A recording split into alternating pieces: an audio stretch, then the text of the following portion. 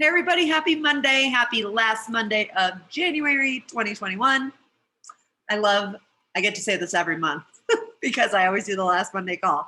But it's the last Monday of the month. This is a big week. It's an exciting week. If you haven't hit Success Club yet, have those conversations going. Start lots of conversations every day that could possibly lead to an invite. You don't need to go into every conversation with the expectation that you're going to invite the person, but start lots of conversations and just start building those relationships now, because that's going to even help you for February Team Cup too. So with Team Cup, I know a bunch of us have been chatting in the 2021 Coach Life group. If you have a team, don't have a team, need a team, all the things. If you don't know what Team Cup is, go watch Lindsay's video, I think from Saturday. She talks about the other day you talked about Team Cup. I don't know when it was. One of the days, there's a video in Goal Getters about Team Cup if you don't know like what it is and all of that. And then also this week, we have the open house Wednesday night where Abby, who you're going to hear from right now, is hosting it for the very first time. So we've got to go love on her and give her all the support. And I am a testimony for the very first time. So when we've been asked as the events team, when we are hosting it, we are expected to fill the open house. So expect to see all of you there with at least one prospect on there with you. Okay. I mean, if you got more than one, that is wonderful, but at least bring one person with you to, blow up that chat, right? We want to blow that up and everybody see just the support and community straight through that open house. So I'm excited to bring Abby on. Abby, Lindsay and I have known Abby since we started this business. She's been somebody that I know I've looked up to over the years. And so I'm really excited. We always kind of ask each other to speak on the team calls, or Lindsay will. So she asked me to speak on her team call last week. And so she is doing us a favor and speaking back to us. And I know the last time she was here, I actually wasn't on that call for whatever reason. But I remember everybody being like, oh my gosh, I needed that. It was so good. So I believe she's bringing you some more mindset tips and stuff tonight, which we always could use. So I'll let you share kind of your story and your accolades and stuff, Abby, and I will shut up. Hey, everybody. Well, first off, thank you, Amanda and Lindsay, for having me on your speak on your call again. This is like the thing that I'm passionate about and that I love so very much. I think they mentioned that you guys have a lot of new coaches on your team, which is always so exciting. So if we've never met before, I'm sure we'll meet, well, when life gets back to normal, hopefully at like a future summit or event or something like that. But I've been coaching it'll be 11 years in April. I've been doing this for a really long time.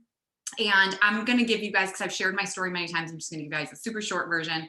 I was a really slow starter. It took me where, like I know Lindsay's story, like she just went out the gates running and did amazing with this business right away. I had a lot of things I needed to work through in life, like low self-esteem and shyness and being a huge introvert and low confidence and all of those things. That personal development got me there. But it took me about 4 years before I went diamond. And then I just kind of shot up. We have an amazing team, Fit Force. I'm so extremely blessed and thankful and grateful for all that this business has brought into my life. It's changed my life, changed my family's life, just made me a better woman from the inside out. So I really wasn't sure what I was going to talk about tonight.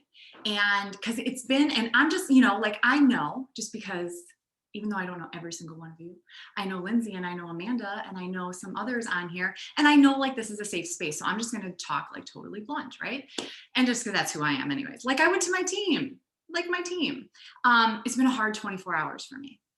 I have teenagers. I have an 18-year-old and a 15-year-old, and raising teenagers is hard. And raising a teenager that has struggles with mental health is even harder. And I'm not even going to go into details on that, but it's been a really hard 24 hours here. And I was like, what the heck am I going to talk about? I'm not feeling it tonight. I don't think I have any passion. I don't feel like I have any energy. And then I realized I've dealt with a lot of hard things over the last 10 years. A lot of hard things, things that most people, if they go through, they're like, or they see someone else go through, they're like, damn, I never want to have to deal with that. Whether it comes to marriage or relationships or just life in general. And I realized something, that my superpower, we all got a superpower, right? And this is a superpower that every single one of you guys can develop, is showing up. My superpower is in showing up. And so I'm going to share that with you guys tonight. I'm going to share with you guys tonight how I show up through the hard shit in life. I promise I probably won't swear any more than that. I always feel bad because you never know if there's little kids around or anything. But how I show up through the hard stuff and how I've set myself up for success. So like the first thing I want to talk to you guys about is just simply showing up, and that nobody is going to show up for you. There is nobody who's going to come in and put in the work for you, put in the work for your vision, put in the work for your dreams, put in the work for your goals. And I think so often we don't even realize it. We're kind of waiting for someone to like come in and help us. Oftentimes it's in the form of our spouse. Our spouse isn't supportive. They don't think we should be doing this business, or they think it's a scam, or they think it's whatever. I've shared on calls with you guys before. My husband was so not supportive of this and always told me like, you're not good at talking to people. You're not going to do well with this. You know, he was just negative Nancy over and over again. And in the beginning, it was almost like I was waiting for him. I was waiting for him to want to link arms with me. I was waiting for him to want to do this with me. And I actually I've been doing a lot of coach strategy calls with coaches on my team. And I was talking to one today, and she was just like, I just want him to do it with me. And she goes, I realize that he is okay just going to work and collecting a paycheck and coming home and having a drink and, you know, family stuff on the weekend. She's like, but inside I want so much more.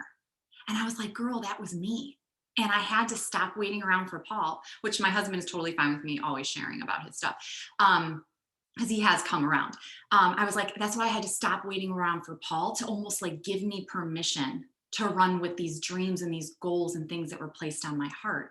And I was like, I even went through a phase where I remember praying and being like, because I've got a strong faith, so you might hear me mention that time or two. I remember praying and being like, God, if you don't want me to do this, would you just take it off of my heart already? And it never went off my heart. So I knew that I was on the path that he wanted me to be on. And I just had to take courage and be brave and do the things, even though my husband wasn't wanting to link arms with me, even though he wasn't wanting to do any of that. So knowing that, one, no one's going to show up for you. No one is. You have to be your own superhero. You have to show up for yourself. And 80% of success, we all read this if we read The Slight Edge, and I hope you all read The Slight Edge, 80% of success is found in showing up. Not just showing up though, but consistently over time. And your time might be different than my time, where like Lindsay's time was a year, right? She built a solid business in a year. It took me 4 years. So maybe your time is going to be 6 months. Maybe your time is going to be 6 years, or anywhere in between. But are you willing? Are your dreams and your vision and all in goals big enough that you're willing to show up and show up consistently for however long it takes?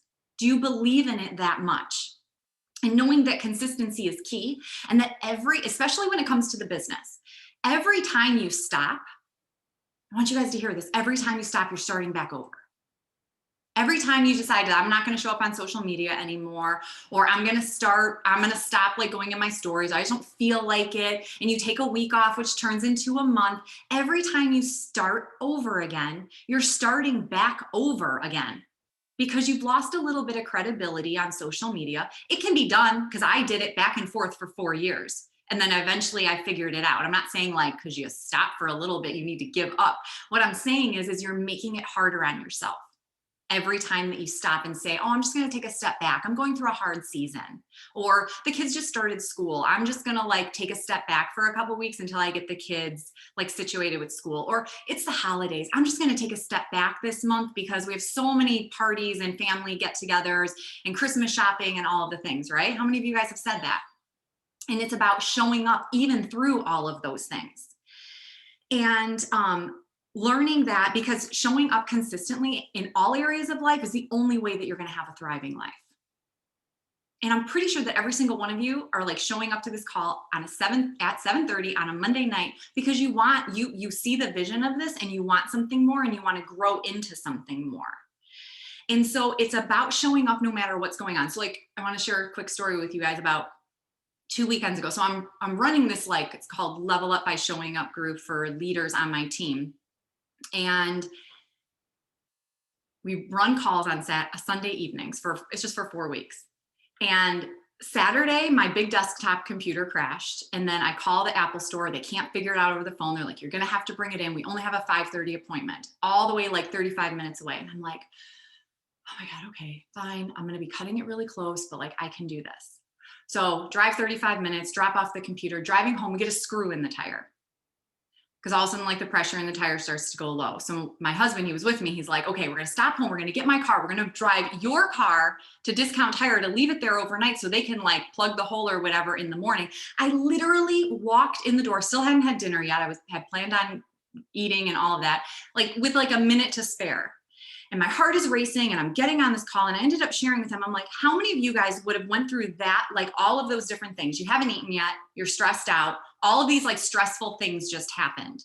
And now you have to show up for something. How often do we just, it's our almost natural reflex to like put our hands up and just be like, I can't. I'm just not going to show up. I'm just not going to show up because my day didn't go well. I'll just get on the call next week. I'll just do that training tomorrow. I'll just post on social media tomorrow. I'll just show up in my stories tomorrow. I'll just send my invites tomorrow because today was too hard. But it's about showing up even through those really hard days, no matter how you're feeling, no matter what's going on, because you have a big dream and you have big visions and you have big goals. And always knowing that you should show up because that's what you would want your coaches to do. If you're looking to build a team and you want coaches to come into your team, do you want them having a rough day, keeping them from showing up to run their business? Or do you want them to show up? So we need to do what we want other people to do. Another hard time that I showed up recently was I got sick the week before Thanksgiving. And I was running every spring and fall, I run what's called training camp for my team. And it's always live. Lindsay's actually spoken at some of them before. But this one, of course, is virtual. And so I did it on a Friday evening. It's like a 3.5-hour event where we have guest speakers come on and all of that. And on Wednesday night, I start not feeling good. Thursday, I'm on the couch. Friday, I'm on the couch. And I'm like, oh, Jesus, please, like, what is happening? I showed up to that 3.5 hours. I trained. I brought it. I was wrapped in a blanket with chills and a fever. Found out I ended up having COVID a couple days later. And COVID hit me hard, like really, really hard. I was on the couch for 9 days. But I showed up. I showed up for my team. I showed up for my goals. I showed up for my vision that I have in life. Was it easy? No. Did I probably prolong my sickness a little bit because I had to like get energy? Was I getting texts from my team being like, are you okay? You don't look well. All of that, yes. But then I also got messages from my team like, now that's why I show up, is because you show us that you show up no matter what's going on. That's the first thing I want to share with you guys. The second thing is creating a morning process or a morning routine. I'd love for you guys to drop in the chat. How many of you guys have a set morning routine that you wake up and follow? And I'm going to share mine with you in a minute. Or do you just wake up at the last minute, and when your kids wake up, or the last minute to have enough time to shower and, get out the door to go to work or get the kids ready, or whatever it may be, whatever season you are in life. So my morning process has grown with time. And I used to not have a morning process. I am the girl who loves sleep. I want to sleep all of the time. I really like sleep. I can't function on I have friends who get 6 hours a night, and I'm like, I wish I could function on 6 hours a night. I'm like a bear, and I get these really bad migraines and all of that. So it's like, I feel like a teenager, but I really need sleep. And so that's why I love being an entrepreneur. And in 2014, when I was able to quit my day job and do this full-time from home, I was like, yes, I get to sleep in, I get to whatever, but I wasn't having a great routine. And a few years ago, I incorporated one that was, I wrote in a gratitude journal. I read my Bible, read my devotional, spent some time in prayer. And then I did my work, got up and did my workout and whatever. I've been adding some things in lately that have really helped me even kind of almost take it to the next level. And if you're not doing these things, I really encourage you to do them. And one of them is, every year I have my team at the end of the year, or the last week in December, 1st of January, we do a vision board workshop. and we write out our vision. Like, it's literally like, how do you want your life to be 2, 3, you pick a number. Usually I say 2 to 3 years from now. How do you envision your life? And dream big. How do you want your relationships to be, your finances, your physical, your emotional health, like everything, your business, where do you want to be in all of the areas of life, and write it out in detail, like how you envision your life. And so we've always done that. And then we would create a vision board off of that. And I always, I have my vision board is on my phone. The last 2 years, it's been like on my phone and my desktop computers. Before that, I would have like poster boards or cork boards. I mean, I've been doing this for a really long time. It's very powerful. And if you don't do a vision board, I encourage you to do it. But something that I recently started doing, because I keep hearing mentors talking about how life-changing it is reading my vision every single morning. How many of you guys read your vision every single morning? How many of you guys have written a vision out? Written out your vision? And does anyone read it every single morning? Because this is something that I'd never done, and I've been doing it since January 1st. And I am telling you, I have felt a gigantic shift in my life in the last 25 days. A gigantic shift in my life, simply by doing that action step. And it takes a minute. It takes a minute. And then I've also incorporated, I pray every morning, but I also have incorporated meditation. And I've been doing just like Barb Blends meditations. Has anyone ever done Barb Blends meditation? They're incredible. Like when they first came out, I did 1 or 2, and then I kind of just forgot about it. I've been doing those every morning, and they're amazing. I also use it's called Abide. It's a Christian meditation app. And so you could do you could pick like 2, 5, 10 or 12, something. I always do the 2-minute one because it's usually not 2 minutes, it's like 3 to 4. So I usually do that one, and it's scripture based, and it's just someone talking, and it's really, really, really good. So if you are faith-based, you would like the Abide. And I don't feel like it's super, I can't remember how much it was, but it was not an expensive app at all. So those are the things that I do.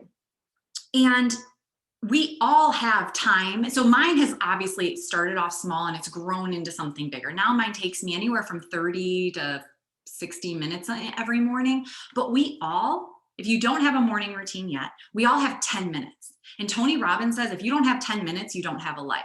So you can't say you don't have 10 minutes in the morning. You have 10 minutes. And what I would encourage you to do is, if you're going to start with a morning routine, is 3-3-3. 3 minutes of gratitude. So getting a gratitude journal or a blank journal or something like that, and writing out gratitude.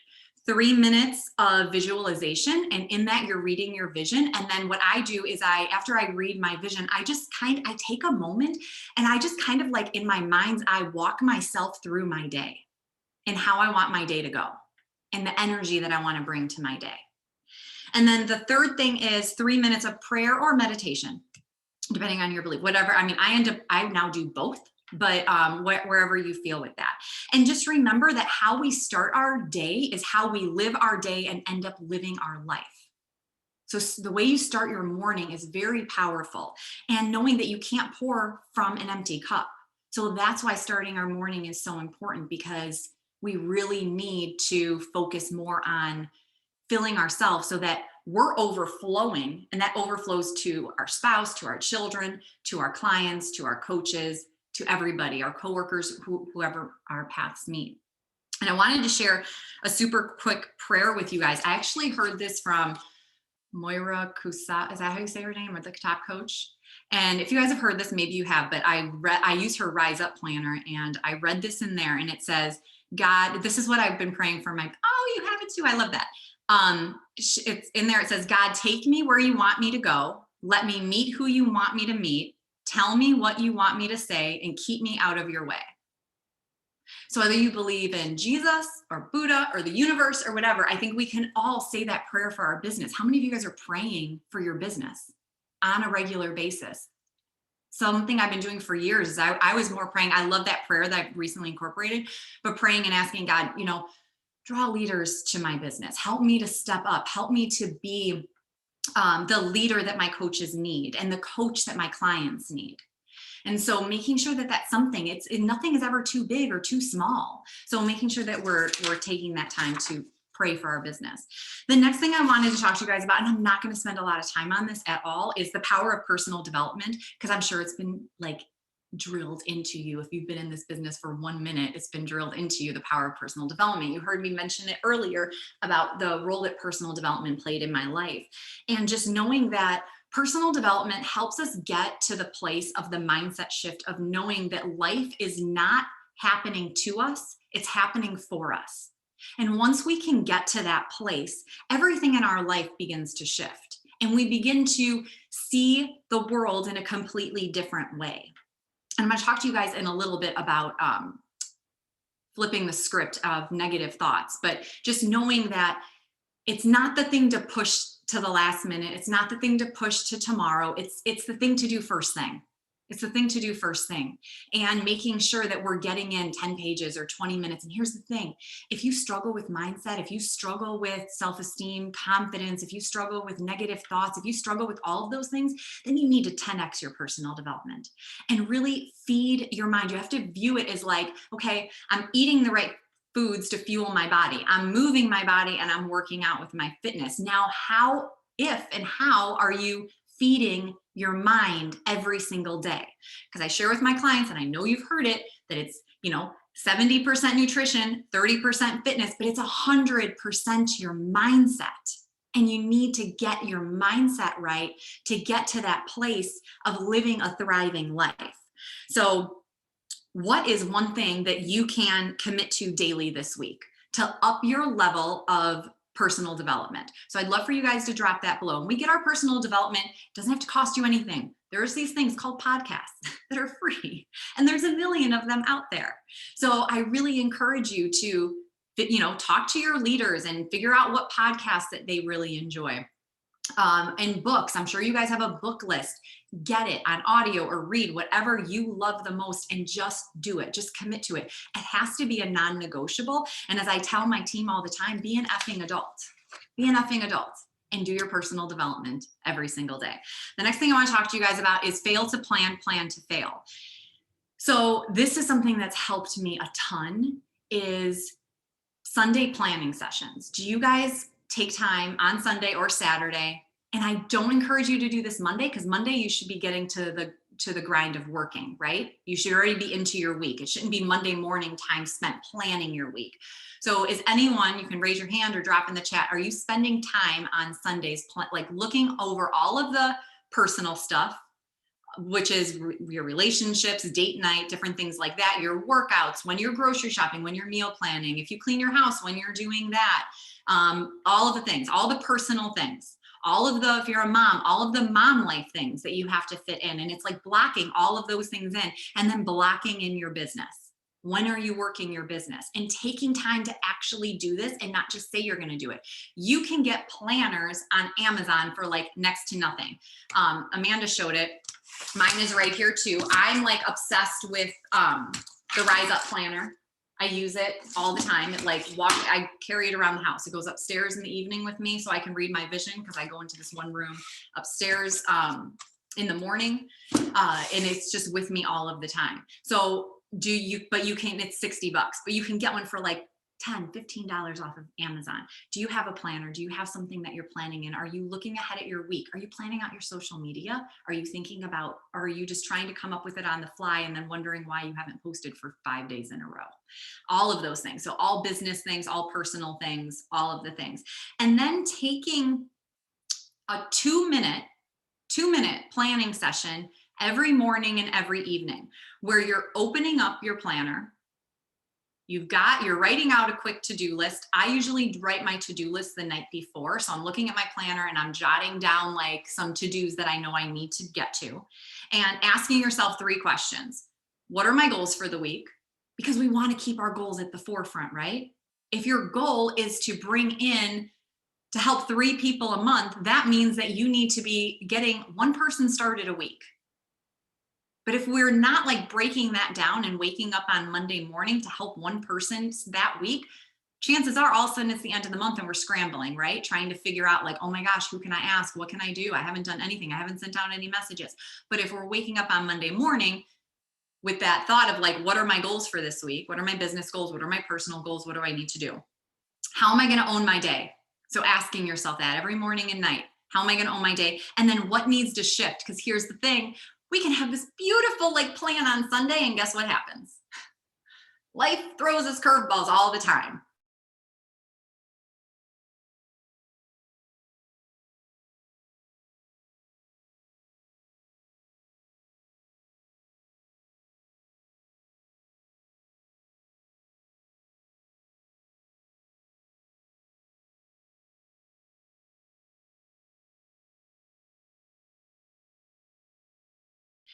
But flipping the script.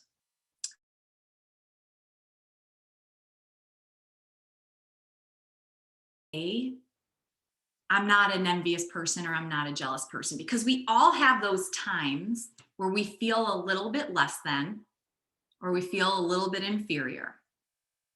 Does that speak to any of you? And I think it easily is happening more and more and more in social media world. And the more we like friend other coaches and scroll our feed and see what they're doing, feelings of envy or jealousy and feelings of feeling less than can come up. And we're often very unaware of these negative thoughts. For some of us, it's so ingrained inside of us that we don't even know that we're doing it. And so like, I would really encourage you to, as you're going through social media, as you're going through your day, coming up with ways to recognize like red flags, recognizing those stories that you're unintentionally probably telling yourself about yourself that is making you feel inferior and making you feel less than, and recognize them and then shift and then move forward. But then I also want to share with you guys that we need to go where we're envious. Oftentimes we see someone and they just wrote a book. And we have these feelings of envy that rise up in us. Or they're like amazing with managing, like, I'm not a Pinterest mom at all, like at all. Maybe some of you guys are, but I'm just not.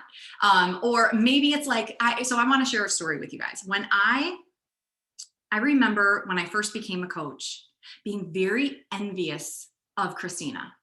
Like, and I probably have never even admitted this to my team, but I remember seeing her on stage talking and being like, I can do that. I want to do that, but I could never do that. And I was almost like I had this whatever.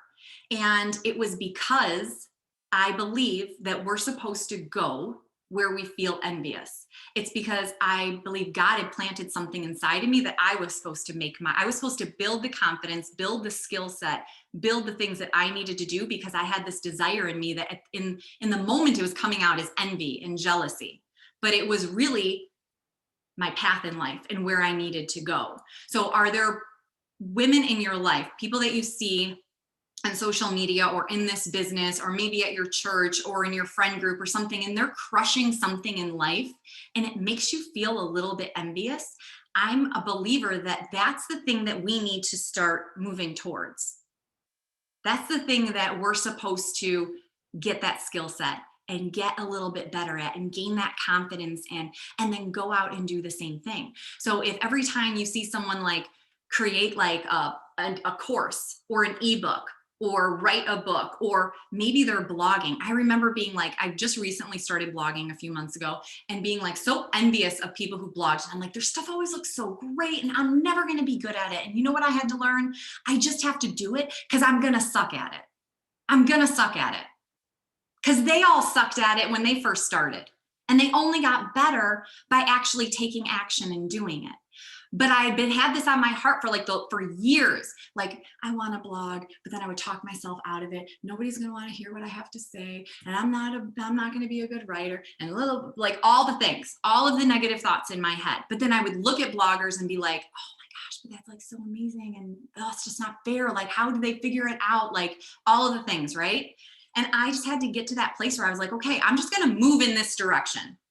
And I'm going to suck at it. And maybe I'm always going to suck at it and nothing's ever going to come of it. But maybe God's got a bigger plan and a bigger purpose on the other end of it. And I can't just suck at it for 3 months or 6 months. Like, I have to do it for the long haul to see where it leads me. So knowing that you're in control of your thoughts, you're in control of your actions, and you're in control of your life.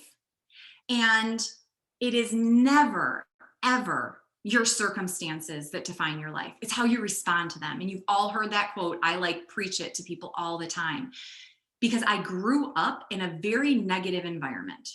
And God loved my husband, but he's a negative man too. I feel like I'm always getting a little frustrated with him because as my mindset has shifted, he'll say things and for the longest time, and I can still struggle with it, but I would get so irritated and so frustrated, like, dude, like, why do those things come out of your mouth? Like, what? I need to hear something more positive. But I heard something recently that helped me flip my script on that, to see it as a blessing. Instead of letting his negative words, or my mom is super negative, her negative words, or I had this one sister, it's like every time you talk to her, it's like everything is negative, right? They're just complaining about everything. And instead of letting that annoy me and irritate me and bring me down in a way of like, because for me, to my husband, it's like, read a freaking personal development book already. Instead of that, it being like, God, thank you. Thank you for letting me see how I don't want to be. And help me to continue changing in this direction and growing in this direction. And maybe never, maybe by some miraculous thing, me changing and my actions changing are going to transform those around me. And so knowing that it's not the things going on around you, it's not your circumstances, it's the way that you show up to your circumstances, and it's the actions you take in spite of your circumstances that are going to define your life and give you the life that you're thriving, or you're desiring to live a thriving life. So that's all I've got for you guys. I know I said a lot of stuff in the chat, and now I didn't even have it open because I was so whatever, but do you guys have any questions for me or anything like that? Oh my gosh, that was so good. A lot of what's in the comments is just, you're speaking to me. Oh my gosh, you're speaking to me. Thank you. You know, that kind of thing. You spoke to me. I am so blessed to like have you on this call tonight. I think a lot of us are believers, and I think just a lot of what you just were speaking God into us was just something that I know I needed to hear. Just like praying about your business, like don't do it enough, you know. And then the most recent thing you were just talking about, just you only get better by taking the action. You're gonna suck at it at first. You might always suck at it, but you don't know if you don't just go for it and take the action. And then the whole circumstances thing, really, I think that hit a lot of people. I think a lot of people needed to hear that, you know. Does anyone have any questions or comments or anything? We can open it up. We have some time.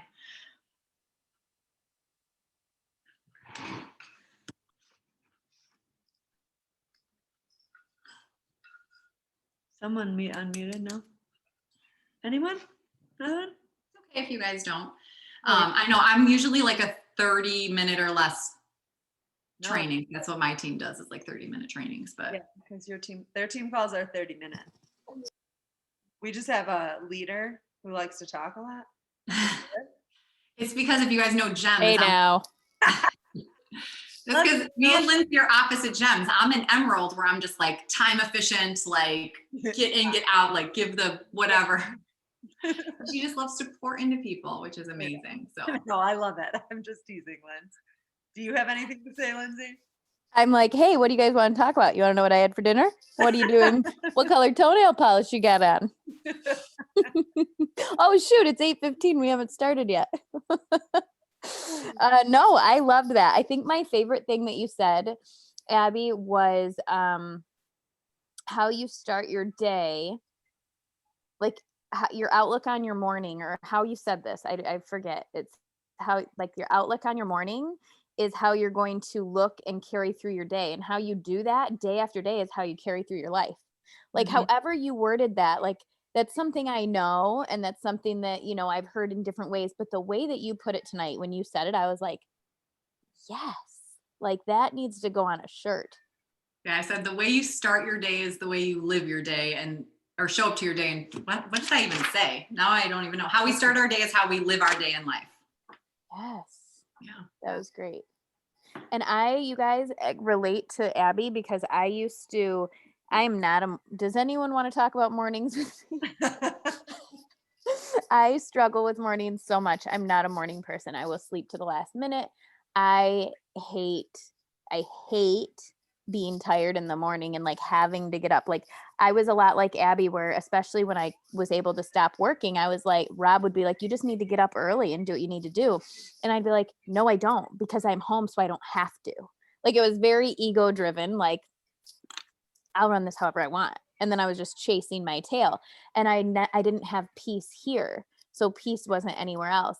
And now I remember when I read Miracle Morning, how I joined his Facebook group, and he said, if you start a morning routine and you start it at 5 minutes and 30 minutes, that pretty soon you'll crave hours of a morning routine. And I was like, that's ridiculous. Like this guy is on something, and it's not anything I'm ever going to have.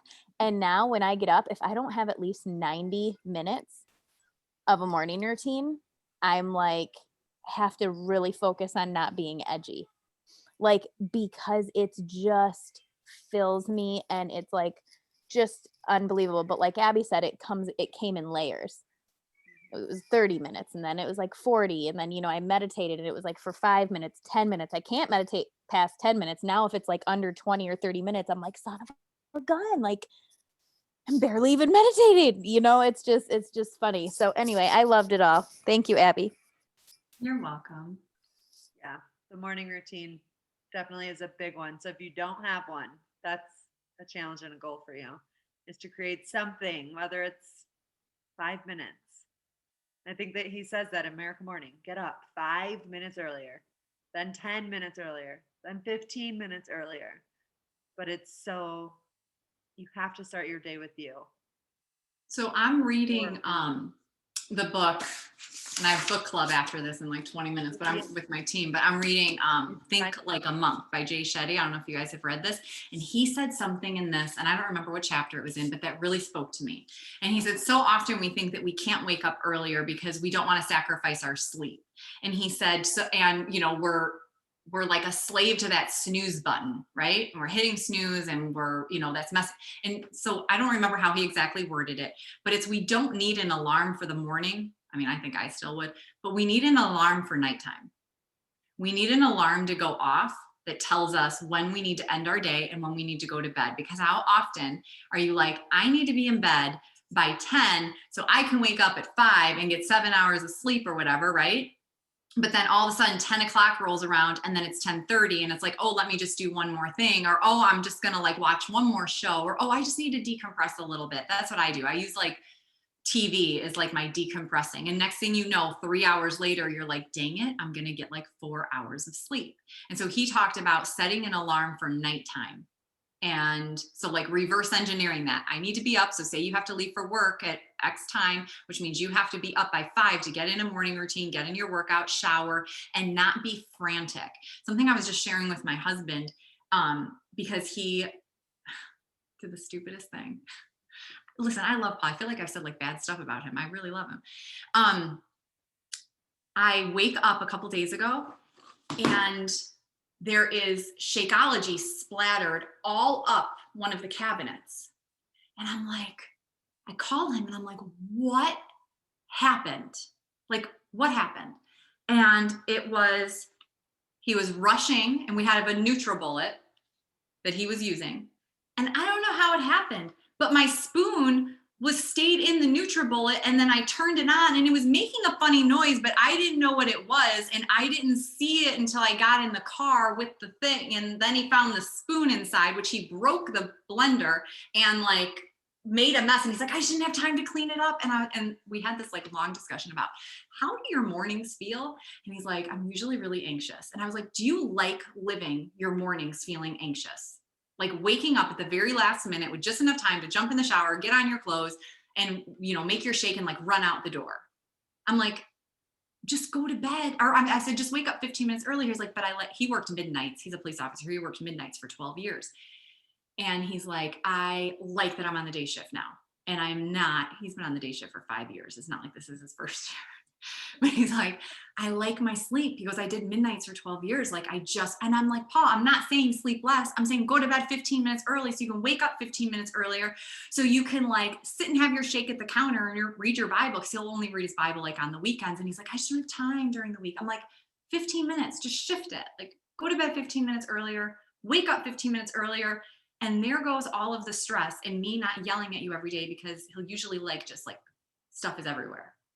I was really mad the day that Shakeology was all up the cabinet. I'm just saying.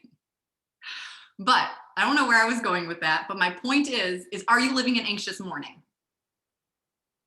Or are you living a morning where you're giving yourself enough time and you have peace? And if you say that you don't have time, all you need to do is set an alarm at nighttime to get to bed a little bit earlier. And if you have babies, disregard everything I'm saying because that doesn't count. I was just sitting here thinking about how when Amanda texted me today, are you coming to the gym? Because everyone was going to be there at 8 for Jordan, and it was like 8:30. And she's, Lindsay, where are you? That's what she said. And all I could say, because I was so irritated, was momming. Because of course, the one time I planned to work out at a certain time in the morning. The kids need you. This one who should be with the sitter. Oh. I think karma's huge. Oh my gosh. I know. No, Anyway. but really your day starts the night before. And I think that's where that's all coming, right? Yeah. There was a whole point to what I was saying, but yes. Tomorrow starts tonight. And so I think controlled stretch, if you're doing 9-week control freak, that's started to help, I think, some people is to at least put the phone away, put the electronics away after that stretch. I know many of you have talked about how that has been super helpful. Even if you're not doing 9-week control freak, you can do a stretch of your own, or you've got to set those boundaries of putting your phone, putting the electronics away, turning the TV off. If you can't fall asleep right away, read a book, get something. I've been reading fiction before bed because I was constantly PD. I'm listening or reading something all day long.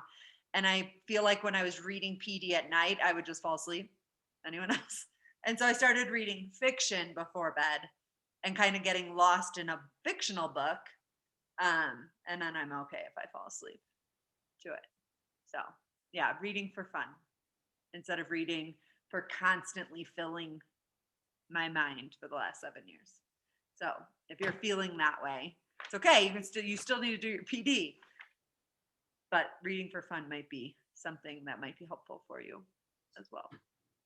So this was so good. Does anyone else have any questions or any other questions or comments or anything? I like when you said something about envy, but I thought that it could even go deeper than that. Like that might be just a disguise for what your deepest desires of your heart are. And like you said, it's God leading you to where you need to go. You may not even know what it is, or you may have in your mind that you think you know what it is, but he actually leads you somewhere else that's even more beautiful. Exactly. I love that. Exactly. Yeah, that was so good. Awesome. All right, do we want to take a picture? Mac, Annie, Carly, I see you, but I don't see you. If you want to be seen. For what it's worth, Abby, I had someone once Whitney, tell me, sorry. if you want your husband to do anything, you first have to make it like it was his idea. Yeah. Oh, as your husband walks in.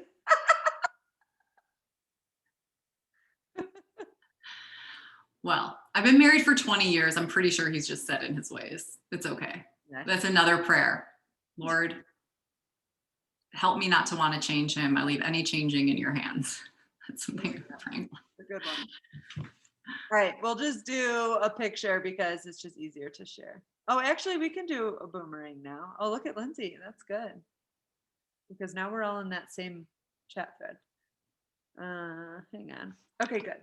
Ready? Boom. 1, 2, 3. Yay. All right, people. Carly, I was trying to be a snail. Oh. Do I look like a snail? Do you like that? Oh my gosh. you're Hello, my little friend. Hello, everybody. You guys are Abby, that was awesome. so Thank good. you. All right. All right.